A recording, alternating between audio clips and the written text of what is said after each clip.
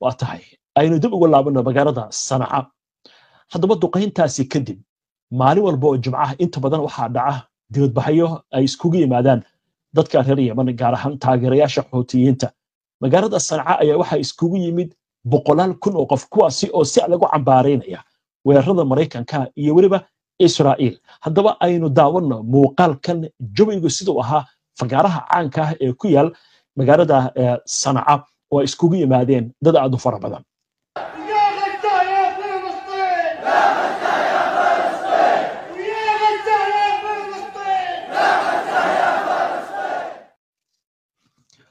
hagaag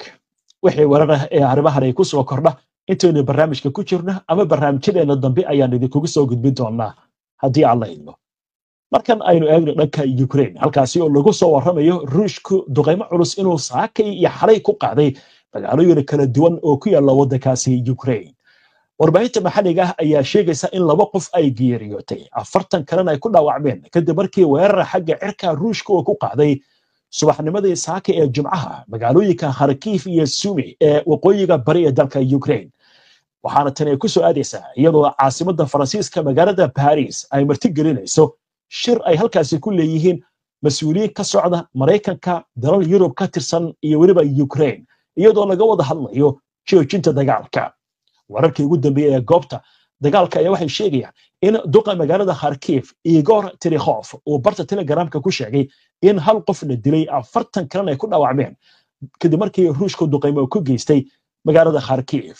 Terikov waxa uu faahfaahin ka bixiyay duqeynta waxaana uu sheegay in loo adeegsaday gantaal nooca ballistic ah oo ay ku jireen bambaanooyinka kala firdha taasi oo sababtay in qarax uu gaaro dhul aad u baaxad weyn waxa uu xusay in ka badan 20 dhisme waxyeello ay soo gaartay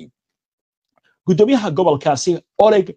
Singobov ayaa sheegay in weerarku lala beegsaday goobo dad badan oo rayida ay ku nool yihiin waxaana dhinaca kale la sheegayaa in duqeyn kale ay ka dhacday magaalada Sumy ee dhacda xadka Ruushka weerarkan ayaa waxaa la sheegay loo adeegsaday diyaarad nooca aan duuriyaha lahayn waxaana la sheegay hal qof inuu ku geeriyooday sida uu sheegayo taliska ciidamada ee waddankaasi Ukraine